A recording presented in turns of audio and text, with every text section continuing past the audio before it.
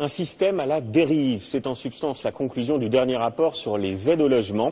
Ces prestations sociales sont les plus importantes versées aux ménages modestes, ce sont celles qui coûtent le plus cher à l'État. Eh bien, selon les experts, ces aides ne sont plus efficaces. Florence Griffon, Christophe Quinck. Ici, on va avoir ma cuisine. Ce studio, Gilliane Selby l'occupe depuis un an. Mon petit bureau, ici. Étudiante à Paris, elle perçoit chaque mois 200 € d'APL, l'aide personnalisée au logement, pour 800 € de loyer.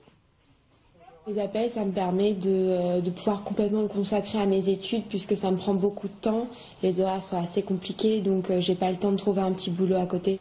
À ces 2400 € d'aide s'ajoute un deuxième avantage. Grâce à elle, ses parents bénéficient d'une demi-part fiscale. D'après leurs calculs, ils économisent ainsi 3000 € d'impôts.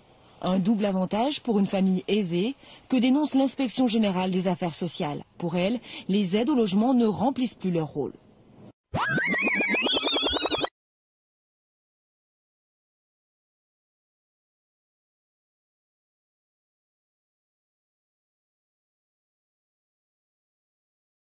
Des familles qui peuvent être aisées ou très aisées peuvent bénéficier par l'intermédiaire de leurs enfants étudiants d'une aide personnelle de 200 ou 300 € par mois, ce qui semble peu cohérent avec l'ensemble des aides personnelles au logement qui sont, dans leur très grande majorité, réservées aux ménages très modestes et pauvres.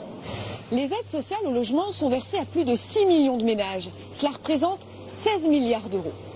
Or, d'après l'IGAS, ces aides ne sont plus adaptées. D'abord parce qu'elles n'ont pas suivi l'augmentation des loyers. En 2001, le budget logement représentait 17% des revenus d'un ménage. En 2010, il représente 19,5%.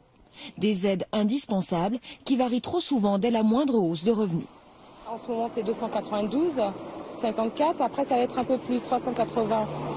Mais ça dépend ça change.